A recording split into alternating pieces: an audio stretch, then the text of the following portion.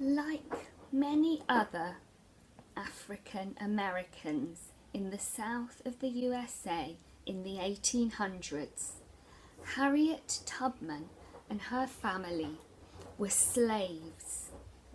This meant they were the property of a rich white household. To make money for themselves, owners forced slaves to work long hours on land and in their homes with no payment. Harriet dreamed of a better life. After hearing stories of slaves escaping north to free states where slavery was outlawed, Harriet tried to persuade her family to run away with her, but they were too scared of being caught and punished. Even though Harriet was scared too, in 1849 she decided that freedom was worth the risk. Runaway slaves like Harriet were helped to freedom by the Underground Railroad. This sounds like a railway, but it was actually a network of safe routes north.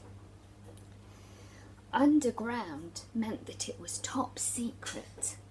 It was set up by people, white and black, who wanted to put an end to slavery.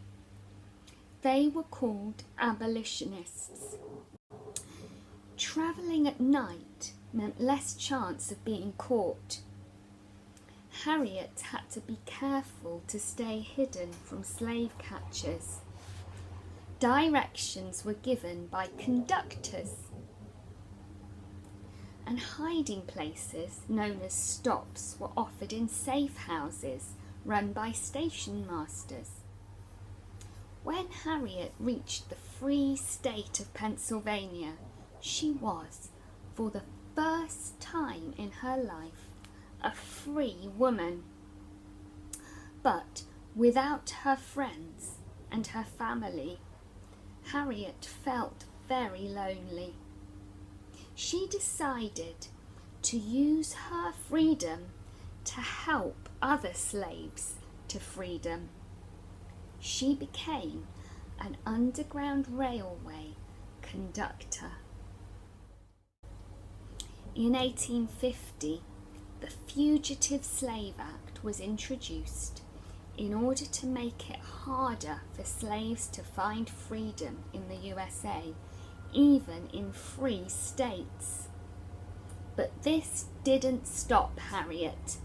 She guided her passengers further to Canada to find safety. By 1860, a reward was being offered for Harriet's capture. Because of this, Harriet had to give up being an Underground Railroad conductor, but she found new ways to fight for freedom.